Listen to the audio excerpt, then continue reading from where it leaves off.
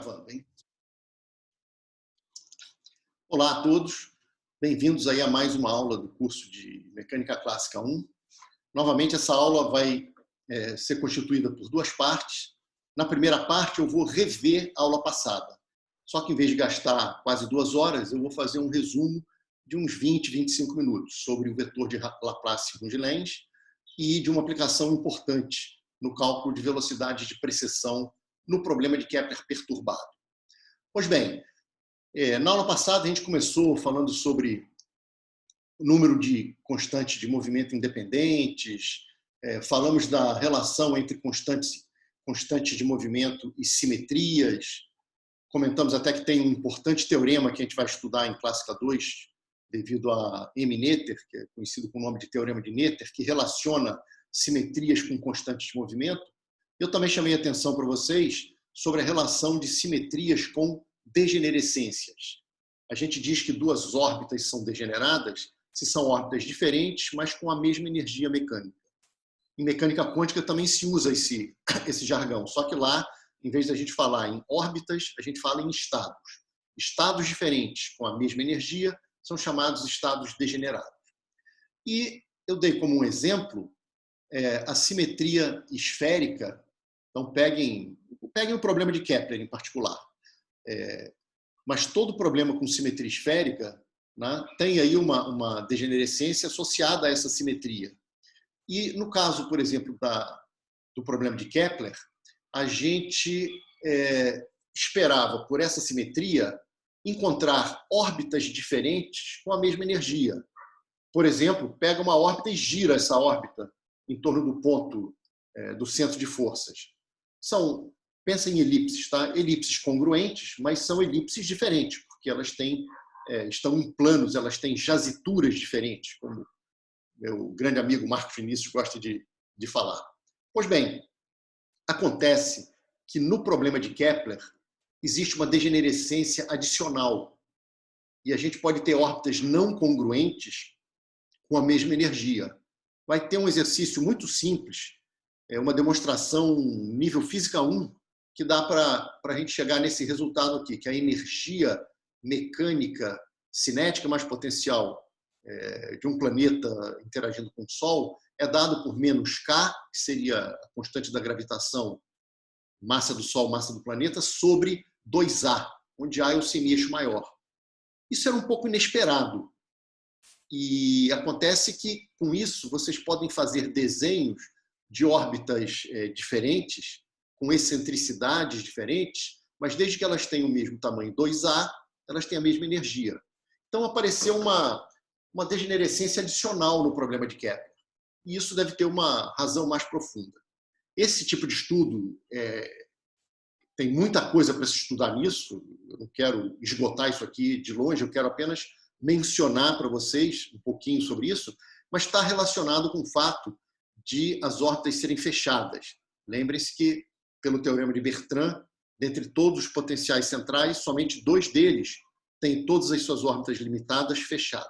Pois bem, no caso do Kepler, essa degenerescência adicional está relacionada com a constância desse vetor que está aqui. Esse vetor é chamado vetor de Laplace-Runge-Lenz e ele é definido por P vetorial L menos MK R chapéu. Claro que qualquer constante vezes esse cara também é uma constante de movimento.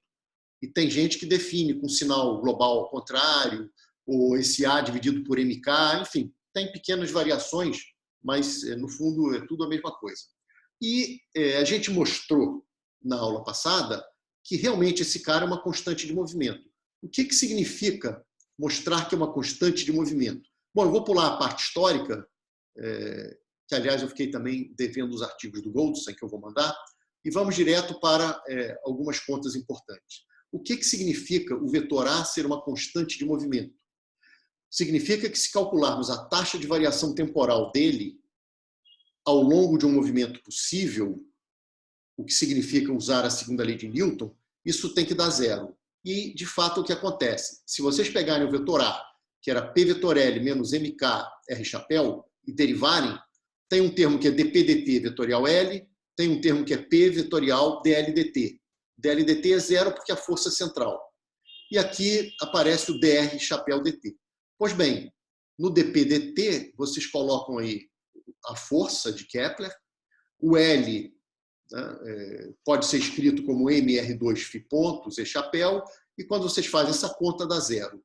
Maravilha. Ou seja, vocês mostraram que, de fato, aquela quantidade vetorial P vetorial L menos MKR chapéu é uma constante, na verdade 3, de movimento no problema de Kepler. E qual é a interpretação dessa constante? Para ver isso, a gente começou a fazer obter umas relações entre A e L e energia também, e uma delas foi simplesmente mostrar que o produto escalar do L por A é zero. Ora, como o L é perpendicular à órbita, significa que esse vetor A é uma constante de movimento vetorial que está no plano da órbita. Uma outra coisa que a gente fez foi pegar o A e elevar ao quadrado, ou seja, calculamos o módulo do A ao quadrado. E depois de algumas continhas simples,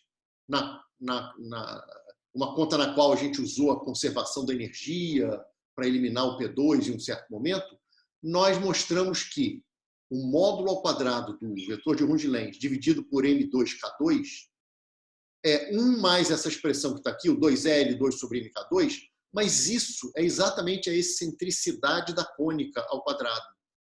Então, olha que legal, já sabemos que o vetor de Runge-Lenz está no plano da órbita. Não sabemos ainda para onde ele aponta. Sabemos que o seu módulo, que é constante, já que esse vetor é uma constante de movimento no problema de Kepler, o seu módulo, essencialmente, é a excentricidade.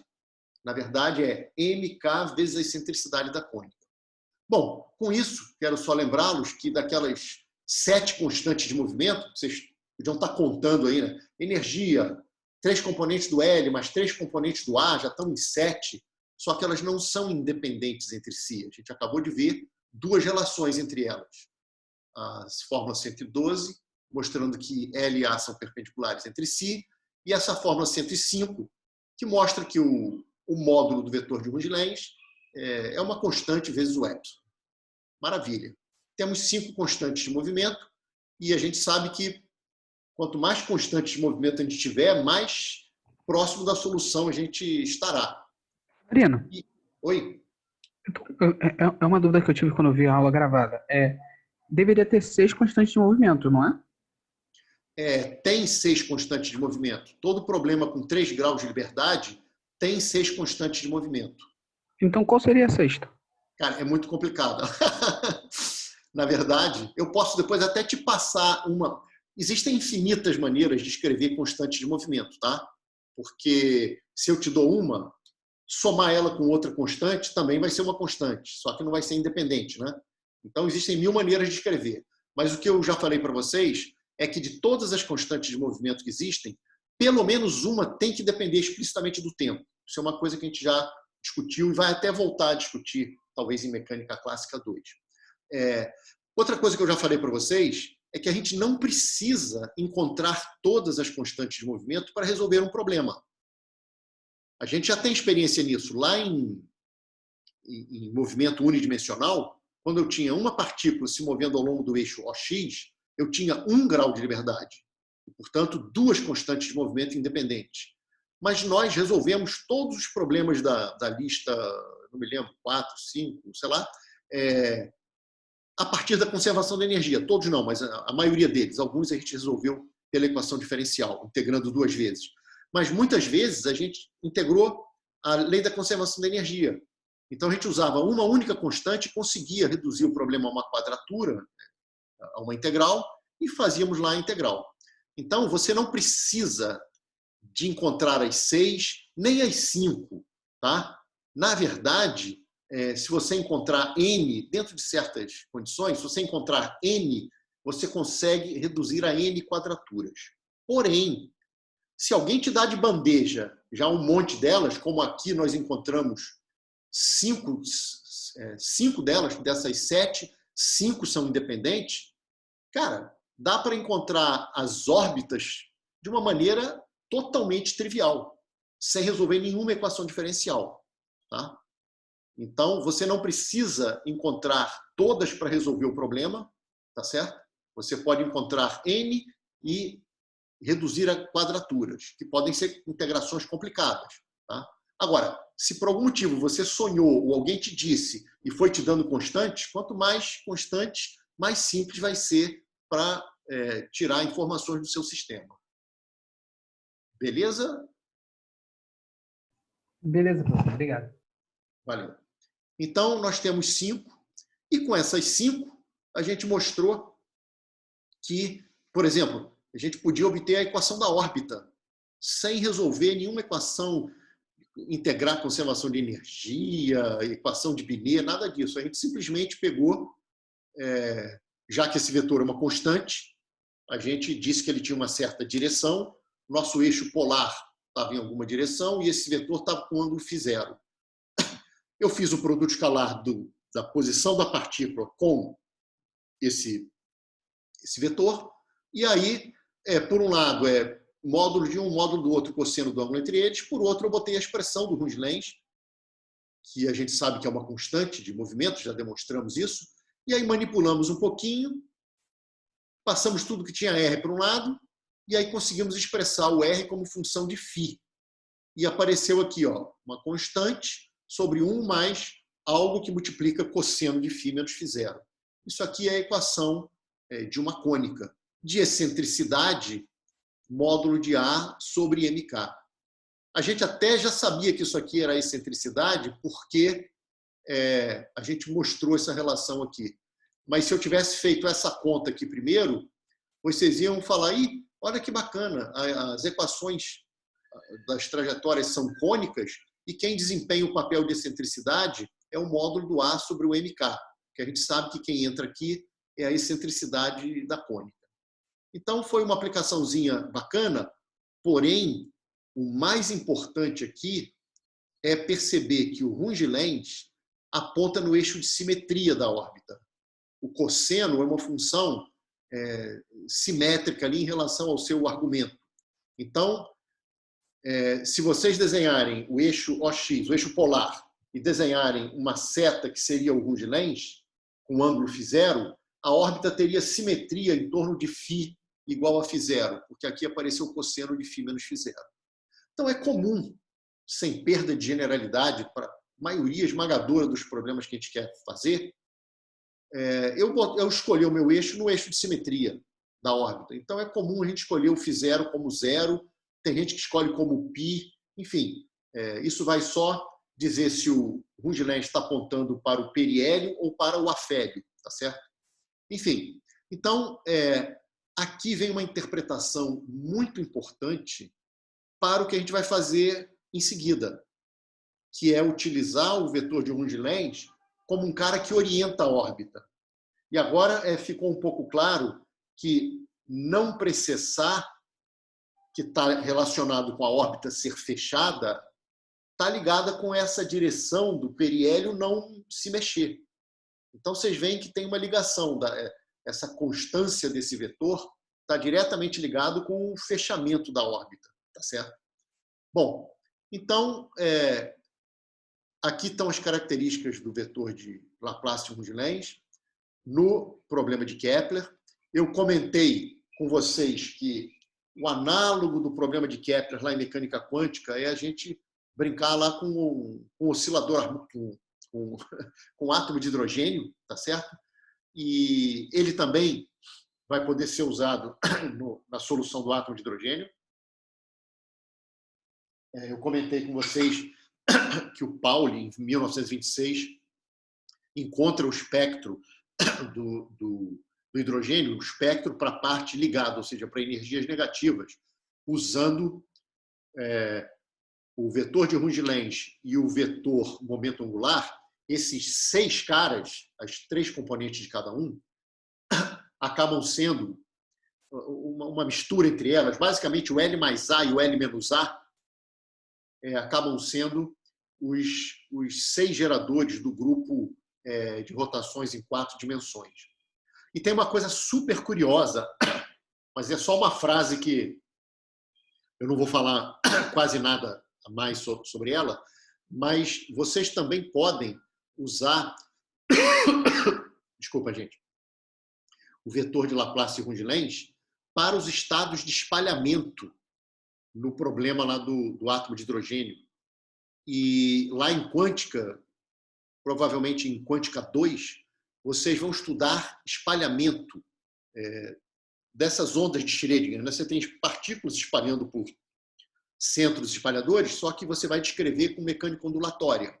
Então, você tem lá a equação de Schrödinger, entra uma certa onda representando lá a partícula que está chegando, e essa onda vai ser espalhada por um centro espalhador e tudo mais. E você vai querer calcular seções de choque e algumas quantidades importantes no estudo do espalhamento podem ser obtidas também utilizando o vetor de Runge-Lenz.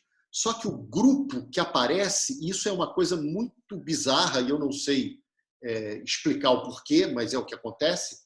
Quando você troca o sinal da energia, em vez de estar com energia negativa, que te dá o espectro discreto do hidrogênio, e vai para energias positivas, que você tem um espectro contínuo, e aí você está estudando os estados de espalhamento, nas relações de comutação desses operadores lá, o L e o A, muda um sinalzinho. E esse sinal faz com que você, em vez de ter o grupo O4, você tenha o grupo SO31. O que importa é que esse SO31 é exatamente o grupo de Lorentz. O grupo de Lorentz da relatividade, ele aparece no problema de espalhamento do átomo de hidrogênio não relativístico, tá? Então, isso é só para, sei lá, ficar guardado aí. Em algum momento, isso pode pipocar de novo na vida de vocês. Bom, mas eu prometi que ia ser um resumo rápido, então vamos adiante. Nós vimos que A é constante de movimento, seu módulo é excentricidade, essencialmente, e ele orienta a órbita. Então, eu vou me aproveitar dessas características, principalmente a que ele orienta a órbita no plano. Quem orienta o plano da órbita é o L. Mas a gente está falando de problemas cujo plano ficam sempre inalterados. Então, agora eu tenho Runge-Lenz como orientando a órbita. E aí eu quero saber o seguinte: o que acontece se eu perturbar um pouquinho o meu problema de Kepler? E isso é importante na prática? Nossa, gente, isso é super importante, porque, na verdade, nada é exatamente inverso do quadrado. Porque o Sol, ele não é uma esfera perfeita. Para você ter uma coisa inversamente proporcional ao quadrado da distância, tem que ter simetria esférica ali perfeita. E não pode ter ninguém perturbando. Os outros planetas já provocam um desvio disso. E a esfera não sendo perfeita também já provoca correções à lei do inverso do quadrado e por aí vai. Então, é bacana ver o problema de Kepler, mas é bacana também ver perturbações nesse problema.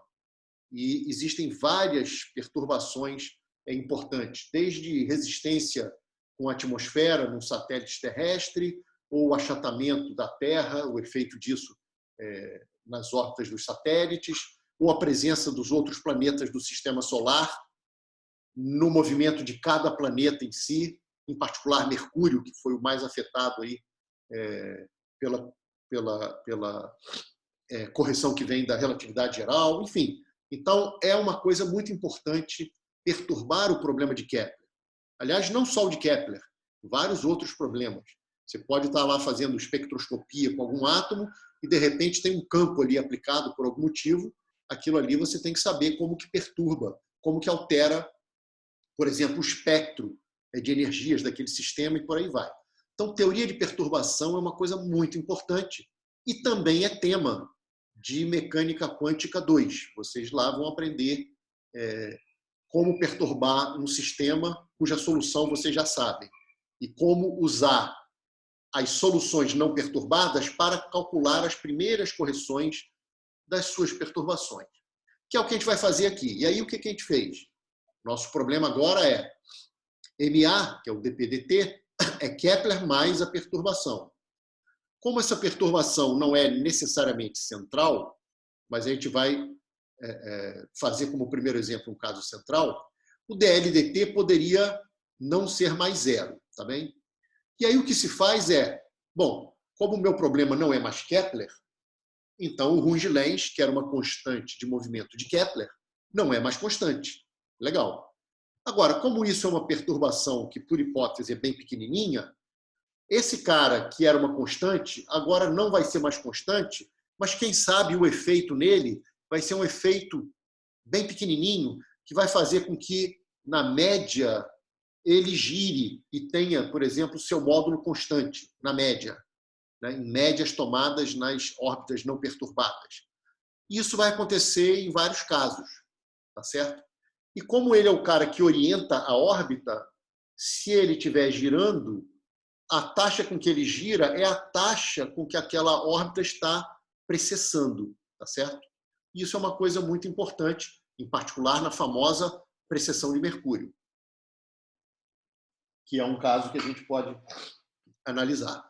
Então, o método se baseia no seguinte: o DADT não é mais zero, mas a gente vai calcular uma média temporal. Vamos calcular essa média temporal supondo que as órbitas sejam muito próximas das anteriores, das originais não perturbadas. De modo que, numa primeiríssima aproximação, para avaliar a média das perturbações, a gente vai avaliar essas médias supondo que a órbita seja não perturbada. Então, foi o que a gente fez. A gente veio para cá, tomou o valor, a média temporal do DADT, é a média temporal do que está lá do lado direito. E aí, eu preciso definir para vocês o que é uma média temporal e como que a gente calcula. Até porque no problema de Kepler, nós não obtivemos o R de T e o φ de T. Então, falar de média temporal como integral no intervalo de tempo dividido pelo intervalo, caramba, eu não tenho as funções como função do tempo, como é que eu vou fazer essa conta? Pois bem, depois de definir o que é média temporal num certo intervalo, eu estou interessado em fazer a média nas órbitas não perturbadas, que são órbitas fechadas e, portanto, periódicas. E por serem periódicas, tanto faz começar em T e deixar passar um período, como começar em 0 e deixar passar um período. Isso para órbitas periódicas.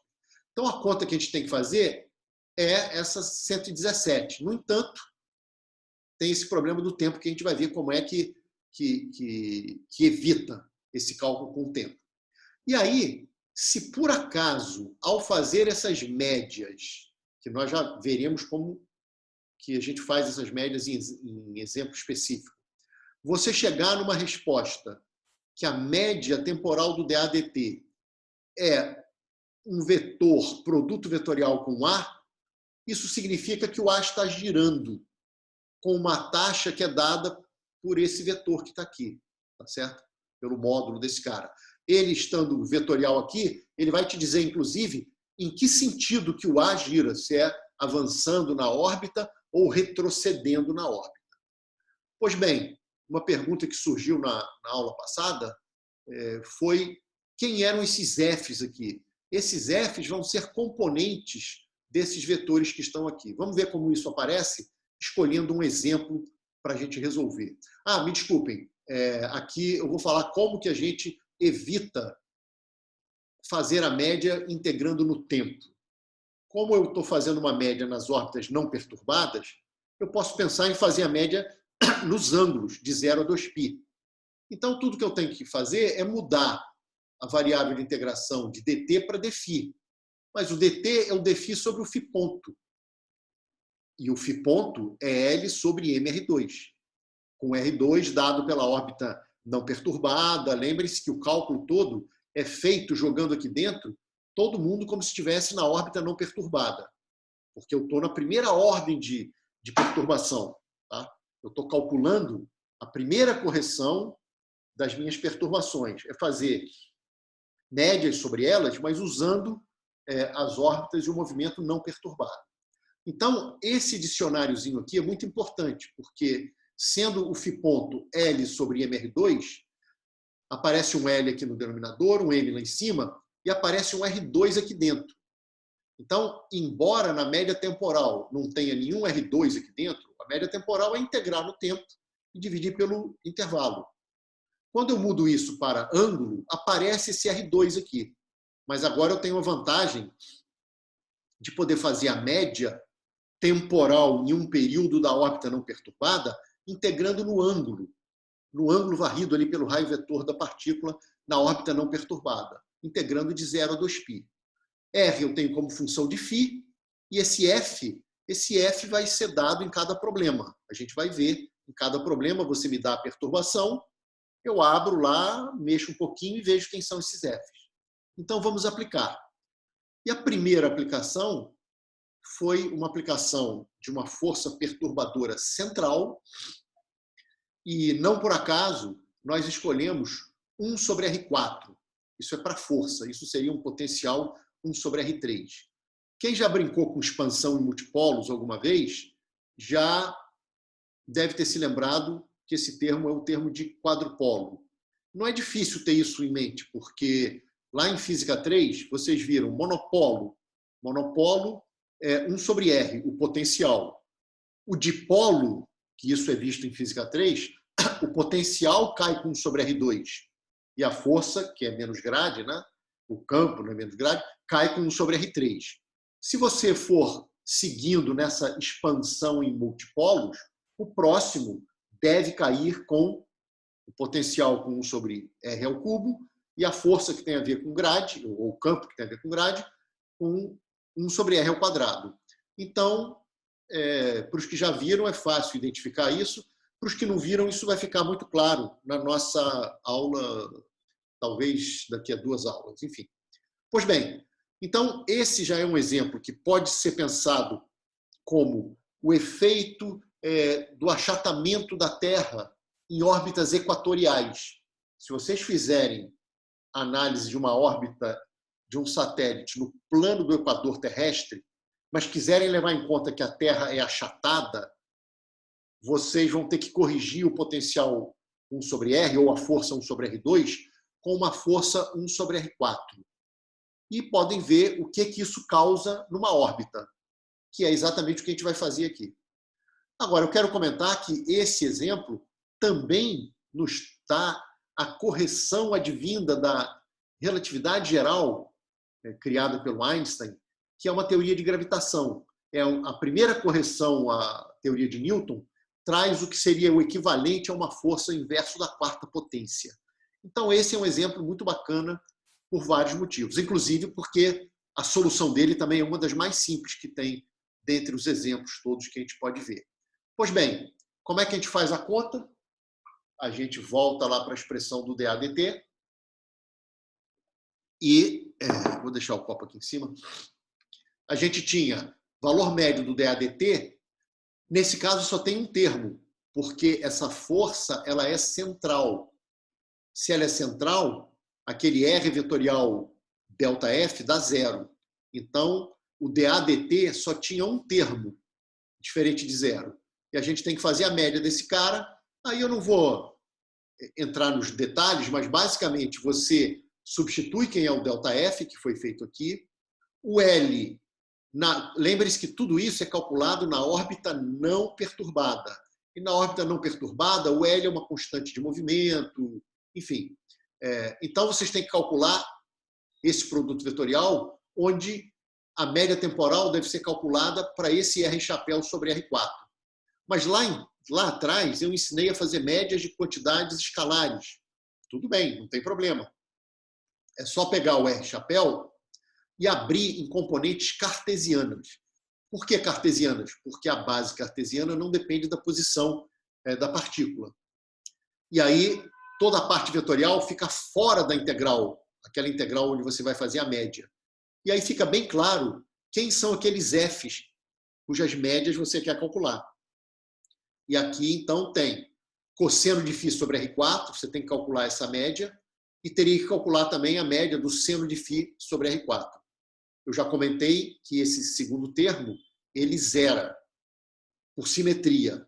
Podem pensar por que ele zera por simetria. Tem a ver com o seno de φ menos φ ter sinal contrário, mas a distância r para esses pontos na órbita seriam iguais. Então, essa média vai dar 0. E a média que tem que ser feita, então, é a média do cosseno de φ sobre R4. Por que aqui apareceu R2? Porque o cálculo da média quando a gente troca de variável temporal para variável angular, aparece lá um R2 em cima. Então, com esse R4, fica um R2 embaixo. E aí, fazer essa conta, lembrem-se que é média na órbita não perturbada. Então, aqui vocês vão jogar tudo que vocês conhecem de órbita não perturbada. Vão lá no R de φ e coloquem a equação da cônica, que aqui a gente escreveu em termos do semi-eixo maior, da excentricidade, mas quem podia escrever sobre aquele L2 sobre MK também, tanto faz, tá? É só botar a equação da órbita aqui. E como está no denominador, a integral que sobrou para ser feita é muito simples, porque são potências aí de cosseno, é só fazer a conta, sai esse valor que está aqui.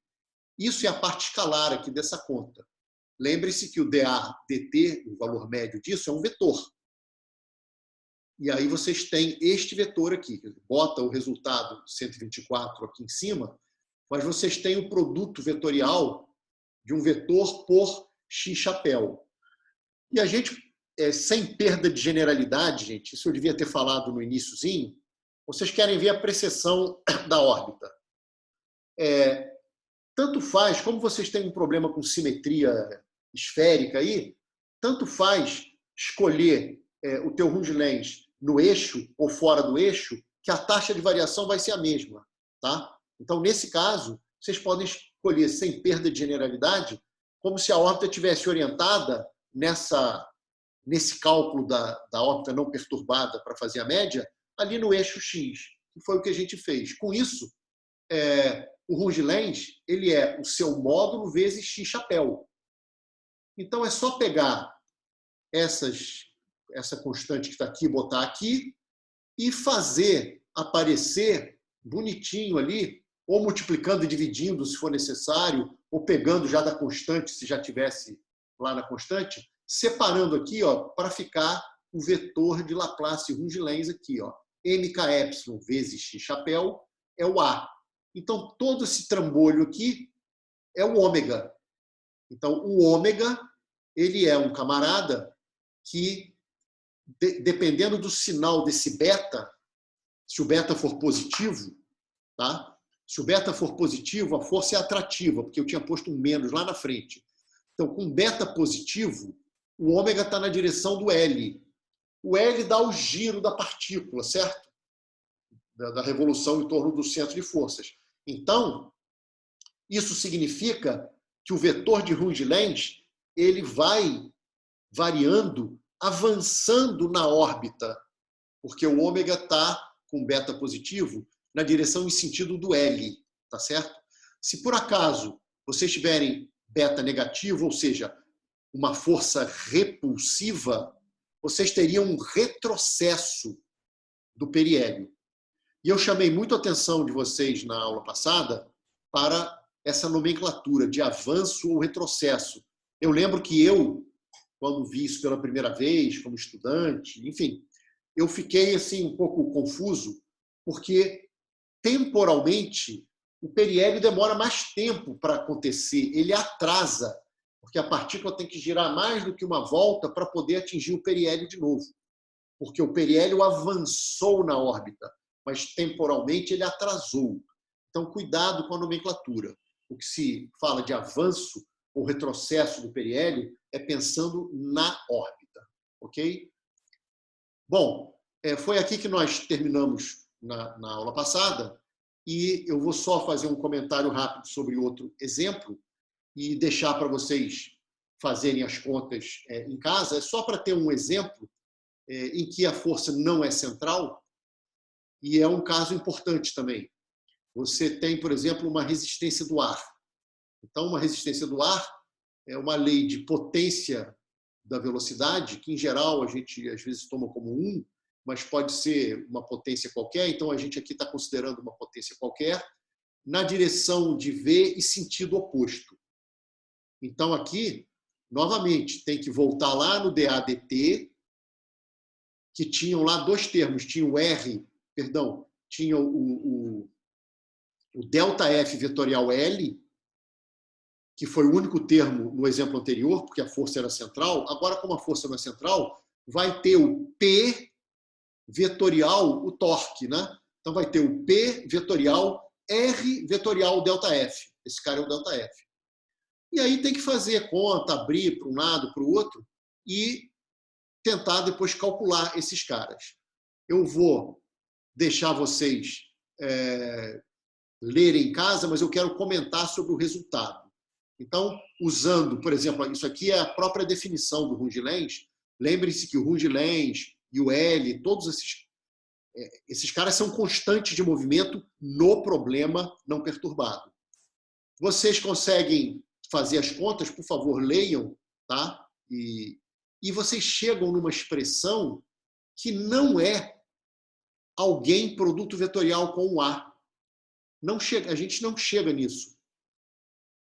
Na verdade, a gente chega num valor médio para o DADT, que é um camarada, menos um cara positivo aqui, que multiplica o A. Inclusive, esse cara até depende do próprio A, né? Porque o epsilon é módulo de A. Mas o que eu quero chamar a atenção de vocês aqui é o seguinte, é que a média numa órbita não perturbada do DADT aponta na própria direção do A. Então, o A ele não vai precessar, ele vai aumentar ou diminuir dependendo do sinal desse camarada que está aqui. E dá para mostrar que esse cara aqui é positivo, então esse cara daqui diminui. Ou seja, o que a gente pode dizer, pelo menos dessa forma, dessa equação, é que, primeiro, resistência do ar não leva à precessão. Ela até muda o valor do A, porque o DADT, em média, não é zero, mas ele está ao longo da direção do próprio A.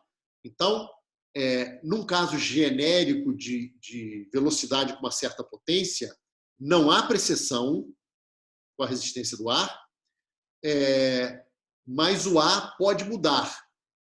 Acontece que, se vocês fizerem o caso n igual a 1, vocês mostram, dá para mostrar que o DADT é zero.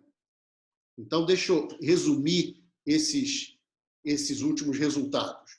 Eu estou dizendo que peguem esse exemplo, sigam um pouquinho a conta, tá? Ele é um exemplo legal porque é não central e resistência do ar é uma coisa importante, pelo menos para os satélites. O fato do DADT estar na direção do A e isso significar que não tem precessão, isso não quer dizer que a órbita não vai cair na Terra, não. Resistência do ar dissipa energia. E se dissipa energia, não tem jeito. O cara vai acabar espiralando e depois de muito tempo cair na Terra.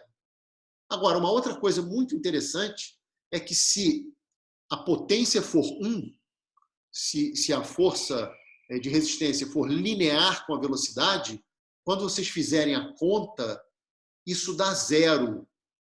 Aí vocês falam, o que significa o DADT ser zero? Ora, significa que a excentricidade na média continua a mesma. E o que isso quer dizer? Isso quer dizer o seguinte, que a órbita vai diminuindo, mas ela vai diminuindo porque perde energia, né? Então vai espiralando para cair na Terra. Só que ela diminui mantendo as proporções, porque você está mantendo a excentricidade, né? Na média, o A não está mudando de tamanho, mas a órbita, sim, está diminuindo, vai espiralar e cair na Terra. Ok? Bom, com isso, eu termino, vamos dizer, essa primeira parte da aula. Eu comentei sobre um artigo de um cara chamado Jean Sivardier, que eu prometo não esquecer de mandar isso hoje para vocês, do American Journal of Physics, de 1984. Ele tem vários exemplos. Eu tirei esses 2 exemplos de lá, e ele tem outros exemplos de Kepler, e lá também ele faz o caso do oscilador harmônico. Eu até comentei com vocês que o caso do oscilador harmônico é um caso em que o análogo do Runge-Lenz é um tensor de segunda ordem. Tá bom? Eu vou ficando por aqui. Muito obrigado pela atenção e